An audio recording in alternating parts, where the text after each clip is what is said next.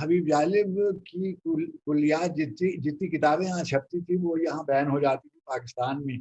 تو یعنی ہم نے حرف سردار جو ان کی کتاب ہے ان کی تمام مجموعے یہ میں نے برطانیہ سے اردو مرکز کے تحت یہ شائع ہوئی تھی. تو جب آپ نے حکم دیا کہ اس پروگرام کے سلسلے میں تو میں نے یہ کتاب نکالی اور اس میں سے کئی نظمیں ہیں جو فلسطین پہ ہیں، لیکن اگر آپ اجازت دیں تو میں ان کی ایک نظم آپ کو سناؤں.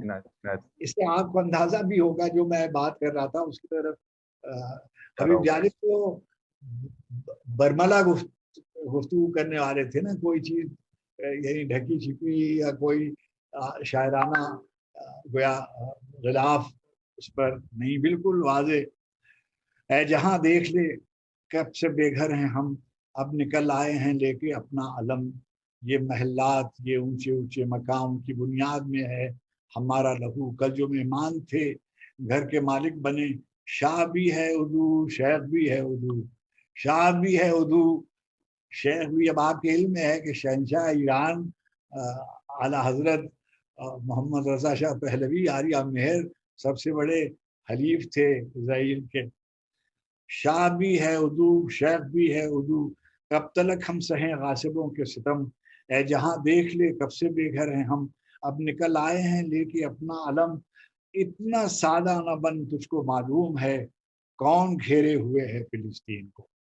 اتنا سادہ نہ بن، سب کو معلوم ہے کون گھیرے ہوئے ہے فلسطین کو.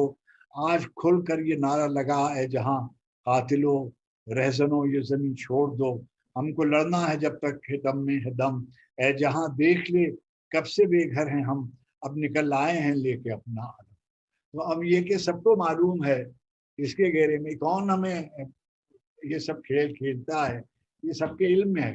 اور مجھے تو کہنے میں یہ کوئی بات کبھی بھی نہیں رہی کہ امریکہ بھی اور برطانیہ کے علاوہ بھی جو مغرب کی طاقتیں ہیں انہوں نے یہ گھناؤنا کھیل اسرائیل کو عرب دنیا پہ مسلط کرنے کا اور فلسطینیوں کو بے گھر کرنے کا کھیلا تھا.